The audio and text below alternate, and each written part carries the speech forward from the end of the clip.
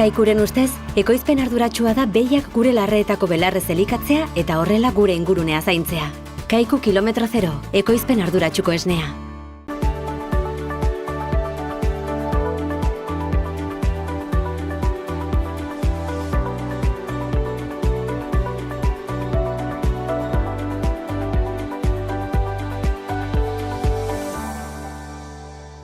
Ongi etorri Ur eta Lurreko beste saio batea, gaur kontan Lurretik ikasiz proiektu ingurun hitzein du eta hortako 3 launekin bilduko ga.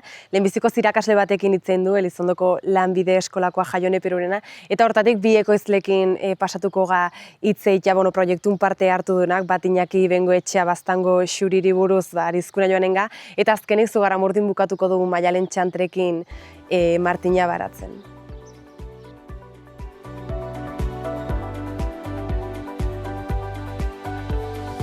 Esan bezala gaurko saionetan Lurretik ikasiz proiektun ingurun hitzein bardu eta hortako lehenbizi irakasle batekin hitzein bardu parte hartuzuna proiektu hontan zehazki ikaslei informazio guzti hau emateko eta klase teoriko hontan parte hartzeko eta hortako Jaione Perorenakin elkartuga eta jakitearen pixko bat baizu nola sartu zinen eskola bereziki, nola sartu zen eta nola izan zen harreman hori proiektue aurkeztu zenetik zuk borondatez bai aurkeztea. Bai, egunon, nire kasua izan zen, pasaden urtean tokatu zitzaiten oinarrizko mailako irakasle izatea eta justu zientzietako irakasgaia ematea. Orduan, zientzietako irakasgaia horretan bazagon alor bat naturzientziak edo zirena eta ikasturte hasi zen, gaitegian zegoena eman nuen eta bar, eta ja udaberri aldera dola lankide baten bidez iritsi zitzaiten Lurretik ikasiz proiektuan berri eman zaten, eta bertako materialare bai, unitate didaktiko batzuk garatuak, eta gainera prestatuak adin tarte hortako edo maila tarte hortako eginak. Eta gustatu zitzaiten, eman nion bistazo bat, gustatu zitzaiten, eta pentsatu nun aukera polita izaten altzera ikaslekin lantzeko, aitzakia bezala hartuta ere, naturzientziak ematen dituztela, eta Lurretik ikasiz proiektuan nekazaritza eta abeltzaintza tarte hortan ibiltzen dela, orduan, bizpahiru saiotan ematea egokitu zitzaiten, eta hortik hasi zen bai. Zu izan ziren irakasle bakarra lehen esan duzun bezala, baina jakin beharko genuke ze ikastetxetan banatu zen, Malerreka, Bidasoa, Baztan, Bortzirik, Taxareta, zonalde guzti hortan garatzen da, eta hortaz ze adintarteko ikasle eman zitzioan hau? Bai, adintartea, oinarrizko mailan dauden ikasleak, DBH-ko mailan daude, orduan ikasleak 12 bat ikasle izan dituen urte hortan, eta hoxen beraiekin, taldetxo bat hartu nuen, eta beraiekin ibili nintzen. Eta bai, egia da zientziak irakasgaia bakarrik hemen Lanbide Eskolan 2 ikastaldetan ematen dela, orduan, tokatu zitzaiten ez, hiekin egon nintzen, 12 ikasle horiekin egon nintzen lanean, bai. Aurkeztu zitzizun nolabait material didaktiko zehatz bat eta plan bat bezala, baina gero zukoi klasetan nola eman zenun, teorikoki nola izan duzen hori? Bai, nik material didaktikoa behiratu nuelaik, azkenean nik uste irakasle guztiak egiten dugun bezala, egokitzen dugu pixkat gurera, edo taldera ere bai, talde bakoitza diferentea delako, orduan nik nire taldera egokitu behar izan duen pixkat, eta lankide baten laguntza izan duen, aipatu behar dut ere bai, azkenean nahiko praktikoa zelako eta uste dut 4 saiotan egon ginela. Lehendabiziko saioa izan zen pixkat gaian kokatzea, ez? Zer den nekazaritza, zer den abeltzaintza, zer den ekosistema, zer den hemengo nekazaritza eta abeltzaintza hasiera bat eman ginion, hori da. Eta ikusi ginen, txarteltxo batzukola sortu nituen, eta txartel bakotxean bazagon, errango nuke baliabide natural bat edo bat eguzkia zen, bertze bat lurra, bertze bat intsektu bat, bertze pertsona bat zen behia, bertze bat hartzaina. Eta azkenean eman zuen aukera, txarteltxoiek eman zuten aukera ikusteko nola dena lotua dagon, eta dena garen parte ekosistema honen parte ez, eta horrekin hasi zen pixkat. Horren eman ginuen saio bat, eta hurrengo biak izan ziren ja praktika txiki bat ikusteko saioak. Hortako ginuna izan zen, hartu genitun 3 ur botila handi, eta bakotxa bete ginen lur mota diferente batekin. Bat bete ginen konpostakin, hemendik hartu ginula justo, bertze bat bete ginen lurrakin non landaren sustraiak eta bertzituen, eta bertze bat edozein lorategitan edo erosten den lur artifizial horrekin. Eta gero bota ginen gainetik ura, eta ikaslek ikusi zuten nola ura botata lurroi, nola, konposta zuena etzen erortzen, landaren sustraiak zituena erortzen zen zerbait, eta kimikoa zena dena erortzen zen lurrera. Eta horrekin pixkat hausnartu ginen, uholde bat edo egoten malin bada, nola lur klase diferenteak erabiltzeak zer eragin izaten alduan, ez?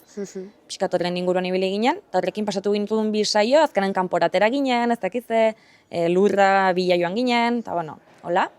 Eta azkeneko saioa, 3. ja zentratu ginen erran bezala hemengo nekazaritza eta abeltzaintzan. Hemengo espeziak, hemengo baratzeko elikagaiak, nola lan iten den, hemengo abeltzain edo nekazari emakumeak izan direnak, eta horien inguruan nola informazio bilatzen, txostentxo bat osatzen, eta horren inguruan solasten elkarrekin. Pixkat kontzientziatzeko ere, nik azkenan ikusten nuena zen, ni abeltzain familia batetik heldu nahi zen ez, gaiak ere interesatzen zaten, eta bai ikusten nuela, baserri munduan sortu ezten pertsona batek eta gehiago adintarte hortan daudenek, ez dutela gai horren inguruko sensibilidadeik edo ez dutela informazioik ere ez. Eta ordan ere helburua izan zen pixkat horren inguruan hausnartzea eta ikustea zer duten inguruan. Gero ikusiko gero ere bai nola landu duzuen eta zure nola bat iritzioi horren ondorengoa. Guain jakin da, galtu izot material didaktiko hortaz, uste nun teorikoa izan entzela, baina ja nahiko praktikoa da. Gero ja dauke alde praktikoa dela ekoizlekin bisiteoik, itea nola uztartu zinuen nola bat bi gaioik lotzea eta azkenen bat bezala izatea. Ertenatzen bezala, unitate didaktiko horiek edo material didaktikoa dago prestatua praktikoa izateko. Eta erran bezala mailaka definitua, orduan maila bakoitzera egokitzen dire ez, edukiak eta bar daude egokituak maila bakoitzera. Eta erabat modu praktikoan egia erran. Eta hoi da, aukera bezala gero uztartzeko bisita batekin ez, hemengo nekazale edo abeltzaina den langile batekin eta gure kasuan izan zen lankide bat dugu Iñaki Bengotxea, gero ongo zatela berakin, mahastiak dituela arizkunen, eta iten ditu bisitak. Ordan berakin solastu nintzen, aipatu nion eginela proiektu honekin eta bar, eta aukera zagon bere era bisitan joateko eta baietzera bat. Ordan hau bukatu ginulaik, handik ez dakit aste batera edo 2 astetara hurbildu ginen ikaslekin arizkunera, prestatu genitun galdera batzuk berai egiteko ere bai, eta hoixen joan ginen, eta erakutsi zadakun prozesu guztia ez, hasita azkenan 3 sektoreak hartzen dituelako. Bere lantegiak hasita lehenengo sektoretik, mahastiak, bertako lan eta bar, gero ja produziora, ekoizpenera, 2. sektore hartuko lukela, eta lan erakutsi zien ere bai 2. sektore hoi, joan ginen bere, ikustera alde industrialoi, eta nola egiten den ardoa, eta handik pasa ginen, azalduzakon pixkat 3. sektore hoi, zerbitzua, salmenta, nolakoa den. Ikusi ahal izan genitun 3 alde horiek, eta berak bere esperientzia kontatzen zakun pixkat, nolakoa izan den, nola lan egiten duten, eta egiarren, azkenan ikuste aberasgarriena dela aukera ematea ikaslei errealitate hori ikusteko zer den eta errealitate horrekin lotzeko. Orduan polita izan zen, aukera ederra izan zen, bai. Ja, bukatzeko esan beharrekoa da, berzuk nola ikusi dozon ikasleen prozesu hoi, eta ikusi dozon nola batxe kontzientzio hartu duela pixken erakusten, eta ebai azken finen kontzientzio jartzen ziklo bat dela, eta denak gaudela hor sartu, ez bali badan nekazaritzan eta beltzaina lehenbiziko sektore hortan, azken finen beste sektore hortan de, gaudela eta denak nola bat jeiteula, ekosistema horren parte gala, orduan, gutxinez nola ikusi dozun, edo zerbait bereizgarria aipatu ikasleen pertzepzio hortatik?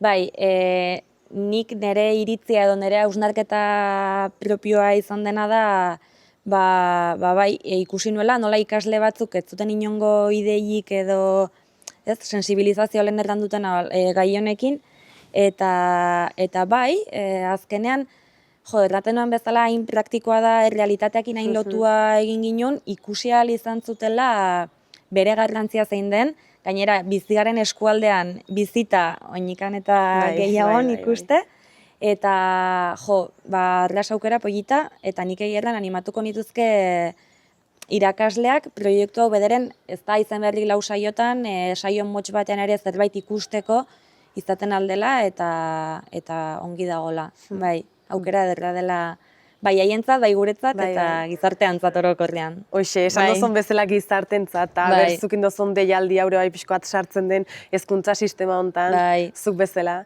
Eta honekin bukatuko, gero ja itzen egu bisitekin, urrengo ekoizlekin, eta eskerrik asko gaurkoan gurekin eotiatik jaione. Zuei, mil esker. Zeungi.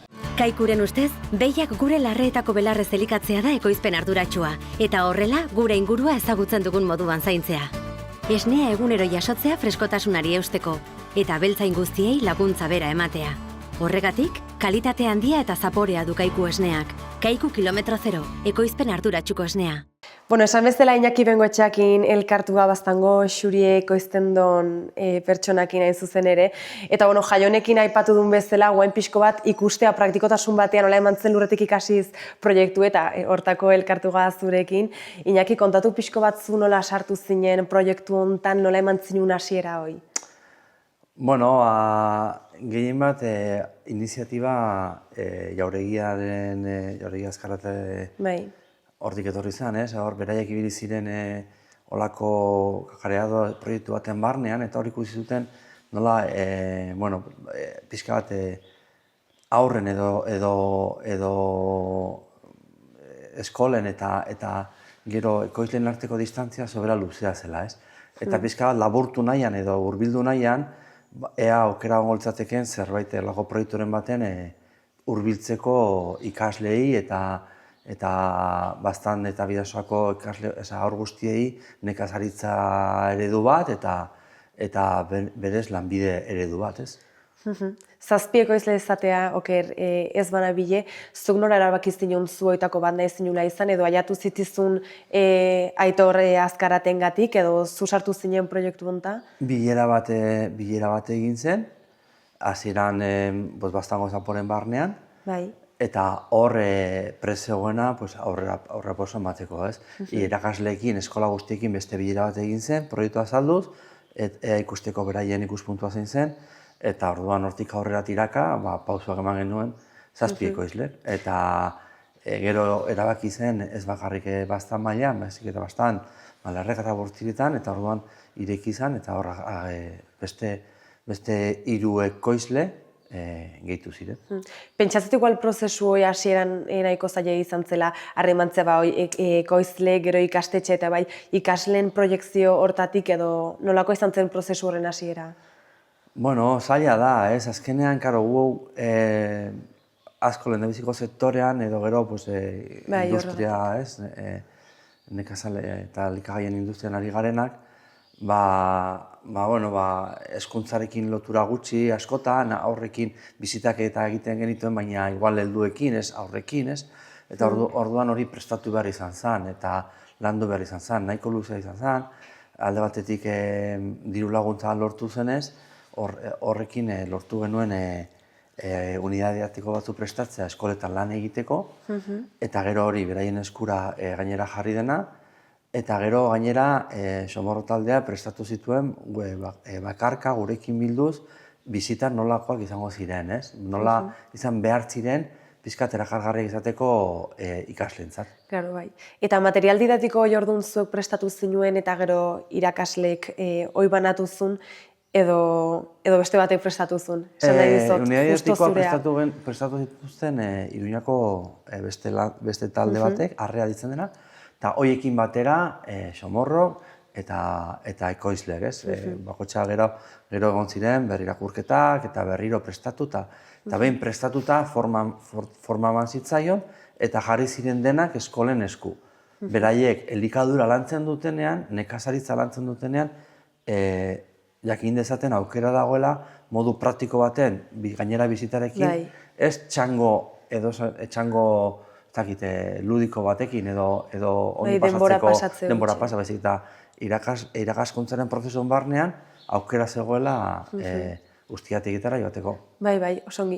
Eta teori hortatik gero praktikotasun horta, ez dakit badaukezu hor txostena bat, bai, azaltzen duna 7 ekoizleen bisiteoik nolakoak dien, ez dakit zurea badaukezun esateik gutxi gora bera bisiteoik nola den, eta esan dozun bezala ez dela bakarra denbora pasatzeoi, baizik eta erakustea, eta bitarten ere bai ikustea praktikotasun hoi. Bai, gero, lurretik hasiz hasieran gaude, ez? Lehendabiziko pausoak eman dira, bizitakin hasi gara, ikusituko zeintzu diren gure ahulguneak edo non duen erronka handiena, ez? Gehien bat eskolekin eta egin behar diren bisita horietan, diru kontuekin, autobusa mugitzeko ordu erronka segurazki handiena, ez? Ezin daitezkeela oso bera garesti atera. Eta orduan, gero prestatu genituen bisita, beraiekin lantzeko 20ko taldea dira gure kasuan, erreza da. Guk erakusten diogu zer den mahasti bat, lehendabiziko bizita etortzen direnean mahastira joaten gara, mahastian buelta erakusten digu nola ditugun landatuak eta zein den prozesua eta egiten ditugun lanak. Eta beraiei beti ere galderak eginez eta aske ez, hori bitzeko nahi duten bezala. Behin han lehendabiziko sektorea ongi azalduta etortzen gara upategira eta bigarren fase bat, nola zer den hartzidura, zer diren volumenak, zer diren azalerak, zer diren litroak, pixka bat lanketa egiten dugu hemen, eta hartzidura, fermentazioa, nola azukrea bihurtzen den alkohola, eta gero ja 3. fase baten egiten duguna da kata simulatu bat ezartuarekin, bai, zukoarekin edo eta usaimena, lantzen ditugu pixka zentzumena, usaimena, ikusmena, eta gero daztamena ere. Aktibatzeo. Bai, eta beraiek daztatzen dute eta balorazioa, behintzat ere, guk egiten lantzen ditugun 3 faseak ezagutzeko, eta gero ikusteko nekazaritza beste eredu bat, eta beste bat. Bai, eta aipatu dituzun 3 faseoik zenbat bisitetan indituzu edo? Bueno, guk azken 2 urte hauetan 4 bat aldiz edo inditugu. Ez dira gehiegi ere, baina gara, eskolak ere beraien antolaketa dute, eta egia da nahiko genukela, helburua ez da helburu ekonomikoa, helburua da helburu didaktikoa gehiago, pixkat ezagutzea zer dagoen, eta etortzen direnean etorri izan dira eskola bateko haurrak, eta mahasti barnean lasterkazi erbi baten atzetik, eta zer da hori galdetzea, hori erbi bat da. Eta hori da gure helburua, errotazio baten esplotazioa ibiltzea, eta ahalik eta gehien hurbiltzea. Ez dugu lortu momentuz, esate zuen anitik, badugulago prestatuta daude unidadidaktikoak, eskatzen zaien normalean eskolei etorri aintzinean pixka lantzeko unidadidaktiko horiek, ariketa horiek, galderak egiteko, eta gero arrazo ekonomikoa dago, eta da garraioarena, ez? Garraioan, ez dakit, 300 euro baldin bada eskola batentzat, eta gainera 20ko taldea baldin badira, arrazoa dugu hor. Eta arazoi gestionatzeko zer egiten duzu aurre egiteko? Ez dakigu, adibidez azken oin dela pasan astean egon ziren, arantzarrak egon ziren, arantzago eskolakoak eta taxietan etorri ziren, ez? Baina hortan ari gara. Ez dakigu nola lortu dezakegun, talde bezala antolatuta diru laguntzen bitartez, kantitate hori edo eskolei lagundu edo ahalbidetu. Guk argi genuen bizitak ordaindu behar zirela. Saltin ordaintzen den bezala, edo izotz patinatzeko pista ordaintzen den bezala, edo beste dozentoki ordaintzen den bezala, ona etortzen direnak ordaindu behar zuten minimoa, behintzat bizita. Baina, garraioarena konpondu behar dugu bai. edo albidetu behintza bai.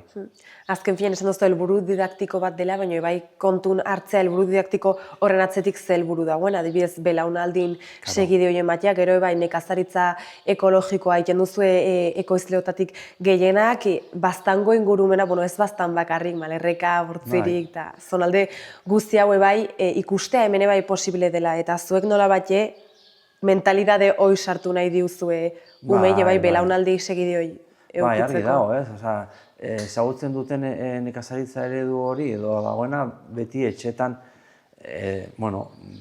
nekazaritza nahi dut, landabiziko erantzun izango, ez da pentsatu ere, edo hortik ez dago bizitzerik, edo hortik ez dago aukerarik, edo beste aukera bada, pausu batzuk ematen ari dira inguru hontan, agroekologiako ziklo bat ekarri nahi da, eta hortzarako irakaslea beharko dira, eta ondoren praktika egiteko tokia beharko dira.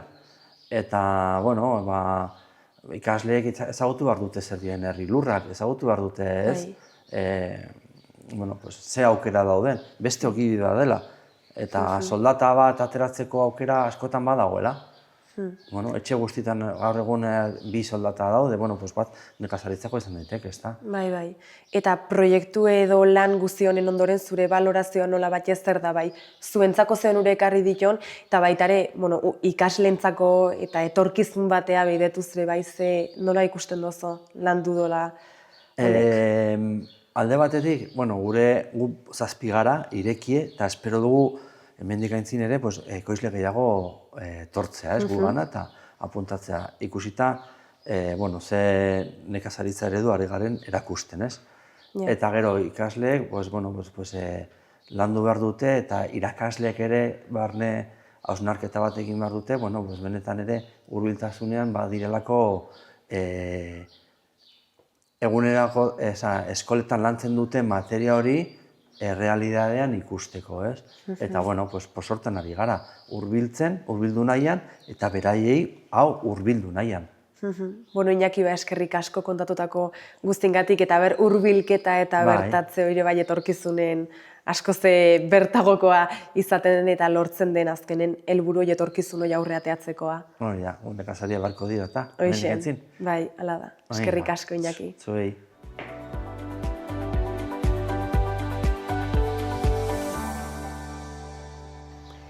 Saioak bukatzeko lurretik ikasiz besteko izle batekin elkartu hemen zugara Murdin, Maialen Txantrekin, Martinia Baratzan ingurun berakre hartu dolako ez, Maialen, hola da. Eta, zukre bai kontatzea pixkoat esperientzio jasiera hori nola izan zen, zeatik apostatu zinune bai hemen sartze eta proiektu honen parte izatea. Bai, hasi zen, uste dutela pare bat urtea, aietu zitzaigula proposamena taldeko ekoizle baten gandik, Aitorren gandik. Berak aspaldi burutan zula ikastetxetatik eta galdetzen ziotela, joaten altziren bizitan, eta berak ere ikusten zula interesgarria zela aurri eta gaztei transmititzea, pixko bat gure lana zein den, eta proposatu zigun eskualdeko ekoizlei, eta animatu ginen 7, eta horra hasi ginen pixkot proiektua martxan jartzen, ikusten zer egin nahi genuen, nola, izan genuen laguntza ere eskualdeko elikadura teknikariana, orduan berak laguntzen zigun pixkot prozesua mantentzen eta antzinera eramiten, ze guazkenean gaude gure egunerokoan sartua eta pixkot figura hori ere importantea izan zen. Eta hori elkartu ginen 7 ekoizle, eta ideia zen, eskaini nahi genula ikastetxetatik haur eta gazteak bizitan etortzea gure ekoizpenetara, pixkot erakusteko guk ze lan egiten dugun, nola lan egiten dugun, ikusteko ere bai lehen sektoretik bizitzea lan aukera bat dela, bertze edozein bezala. Minon ez genuen nahi irteera bat izatea, ez nahi genuen pixkot lehenagotik landua egotea gelan, hemen bertan ere, zenbait kontzeptu lantzea, eta honen ondotik ere beraiek alba zuten ikastetxean lantzen segitzea. Orduan, pixkot proiektua izan zen hori prestatzea. Iñakiko komentatu dio, ez zela nola bat irtera moduko bat esan duzun bezala baizik, eta asko ze didaktiko goa, eta pisu asko ze gehiago zeukela. Eta gero, heldu daia atal praktikoa, pentsatzete bai lehenbiziko atal hortan igual parto hartu zinula teorikoki, baina zure kasino adibidez bisitek nolakoak izan duzien honea? Bai, hori ere, klaro, guazi ginen ikan elkartzen, ikusten genuen, ez garela ez irakasleak, ez hezitzaileak, eta ez dakigula guk aurrekin nola harremandu edo nola... Claro, nik badakit baratzeak nola funtzionatzen duen, minon igual ez dakit hori nola transmititu gaztei. Eta orduan proiektuaren parte bat izan zen hori, prestatzea materiala beraiek eskoletan lantzeko, minon bertze parte garrantzitsu bat izan zen guk bakotxak gure bisita antolatu eta prestatzea. Orduan, hortakore bai izan genuen laguntza eta proiektuan parte hartzen dugun ekoizle bakotxak badugu ja gure bisita eredu bat prestatua. Eta orduan hemen ahirez etortzen direnikan, etortzen dire baratzera, uzten ditugu gauza, egiten dugu pixko eta aurkezpen motz bat nor naizen, eta nola hasi nintzen hontan eta zergatik, eta gero hasten gara pixko solasian baratzari buruz, aber beraiek ze ezagutzen duten, aber hemen dagonetik zerbait ezagutzen duten, egiten dugu lako jokuren bat, eta gero ideia da baratzean lan egitea. Orduan, segun zenbat ikasle dauden, egiten ditugu normalean bi talde, eta talde bat etortzen da nerekin baratzera lanen bat egitera, hori sasoian arabera aldatzen da, lehen urtean udazkenean etorri zirenak egon ziren babak landatzen, eta gero udaberrian etorri ziren batzuk egon ziren alberginiak, berenjenak landatzen. Orduan hori ere sasoian arabera ikusten dugu ze lan dagoen egiteko, eta momentuan egiteko dagoena egiten dugu. Eta bitartean bertze taldetxoa saiatzen gara lantzen ere pixko bat aniztasunan gaia, ze garrantzitsua den ekosistema batean, eta azkenean baratze bat ere ekosistema bat dela, mota guztietako elementuak egotea, ez? Orduan baitugu olako fitxa batzuk animaliekin, xomorroekin eta landarekin, eta taldeka joaten dire baratzean barna, aber ze animali ikusten dituzte.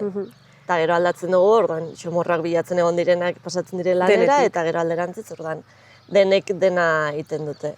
Nik uste zurea esanguratxue eta oso bereizgarri dela, ze azken finen proiektua da lurretik ikasiz, eta zer hobeki batza batea etortzea baino, ez? Esan nahi dizot, azkenen lurre bera lantzen du, eta nik uste zuke bai igual ikusi izan dudozola proiektu hortan, ikasle ikasiera batetik bezala ikusi duela, eta praktikene bai jarri duelako, ez? Bai, hori da. Gero desberdina da, segun horretortzen den, batzuk ezagutzen dute, edo ibiliak dire, bertze batzuk ezakite deus, batzoi igual nazkata dena ematen die, lurra bukitzea edo xixare bat agertzia, bertze batzuk agizkonten, eta ezagutzen dituzte igual nik ezagutzen ez ditudan txoriak edo ez egitu badago denetatik, minio. Bai, egia da ere, hasi ginenikan proiektuan pentsatzen, animaliak zituzten ekoizpenetan edo errexago ikusten zela erakargarriago bezala aurrentzat, ez beti animaliak balima daude erakargarriago dela bezala, eta baratze batean igual nik ez nun sobera argi ikusten zer egiten altzen, minon, gero egia da egin ditudan bisitetan eta denako ongiloan direla eta gustora egon direla. Eta nola batxe balorazio orokor bat iteko edo ez dakit, igual bai zerbaitek atentzioa deio dizo, adibidez esan dozonen ikasle batek zerbaitek zekila igual zuk ez zinekina, ez dakit orokorren nolakoa izan da harreman hori bai ikaslekin? Jo, nik izan dudan esperientzia egitzo nahi erran. Ze nik ez dut inoiz harremanik izan aurrekin eta gazteegin, ez dakit. Nahiz inoiz ibili udalekutan edo eskolan lanean edo, orduan egiarran respeto de xente ematen zeaten. Eta gero, azken finean hau ere lantokia da, eta nik badakit nondik ibili, nondik ez ibili, zer zanpatzen aldeen, zer ez, orduan beldurra ematen zean ere bapatean 20 pertsona sartzea honat, eta aber ze egiten duten.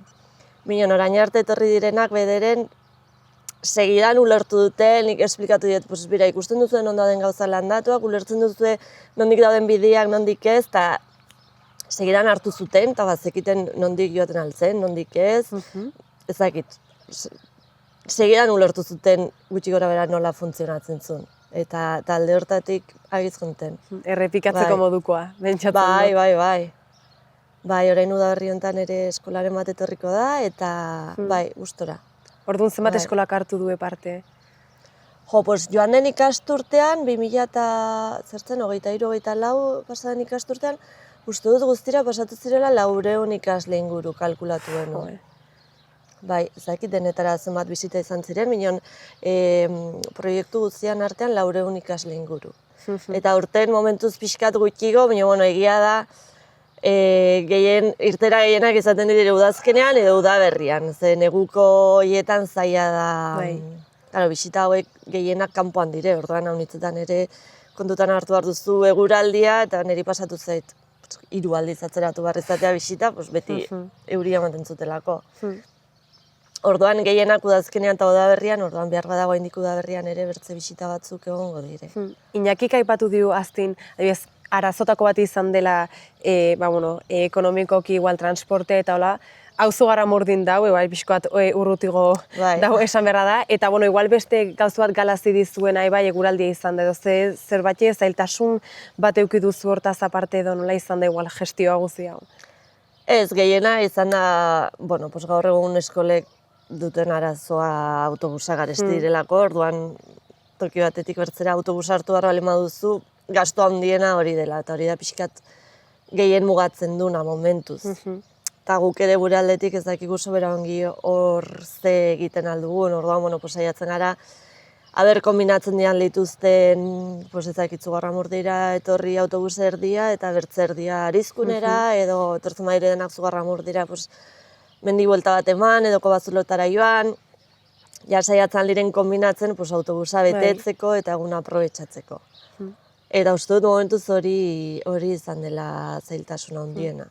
Bukatzeko jarri nahiko nuke bai interesa emakume ekoizle bat zala, eta ere bai nik uste umek hoi ikustea asko egiten dola, ez? Eta igual, zakit, pentsatzete bai esperientzio hontan zerbait igual sentitu izan du dozola, igual referente bat dei izatea, ez? Nola bat ez, badakiu garaibeten hoi oso isilik bezala mantendu zela, etzela ikusi eta guain, ikusi diatekela. Nola biztitu dozozuko hoi? Bai, ezagite, giarran hori zen proiektuan bertze puntu importantenetariko bat, zela ikusaraztea hori lehen sektoretik bizitzea bertze aukera bat dela, ez?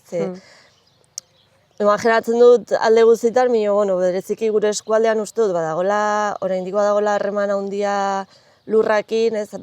Oraindik badago hazienda, badire baserriak, badaude baratzeak, minon gutxi dire hori lanbidetzat dutenak. Gehiago dire joi bezala edo etxerako bezala, orduan iruditzen zait badagoela jende haunitz eta gaztea haunitz ere gustatzen zaiona lurrean lanitea eta gustatzen zaiona baratzea edo hazienda, minon ez da ikusten hori lan aukera bat bezala, ikusten da gehiago joi bezala. Orduan guretzat importantean zen ikustea lanbide bat dela eta lan aukera bat eta teitzen duzula hortik zure soldata, ez? Beti ari gara pentsatzen ezakit, edo fabrikan, edo unibertsitatera joatean, edo bertze lan bat izatean, eta hau gustukoa duzu, minon denbora pasa bezala, orduan importantea zen hori ere transmititzea, guretzat lanbidea dela, eta batez ere aurrengan ere, batez ere gazteengan, ezakit, DBH-en dauden gazteengan, igual ari zarela pentsatzen gehiago haunditan ze izan nahi duzun hortan, erakustea hau ere aukera bat dela. Nik nire gazte garaitan ez nun ikusten lan aukera posible bat ez dela. Ez nun nire inguruan errealitate hori ezagutzen, ez? Igual ezagutu izan manu leheno hasiko nintzen, ez dakit. Azken finen posible den hori esan dozun bezala txertatzea. Bai. Bertze aukera bat gehiago bezala, ez? Ditzen zait gaur egun kasi ez dela existitzen aukera bat bezala, orduan hori garrantzitsua zen guretzat.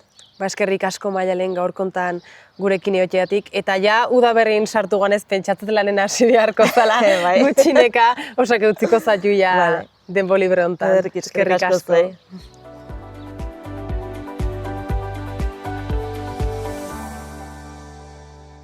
Hauxe izan du da dena eta badakizu heldu den asten gauza gehiokin etorriko ga.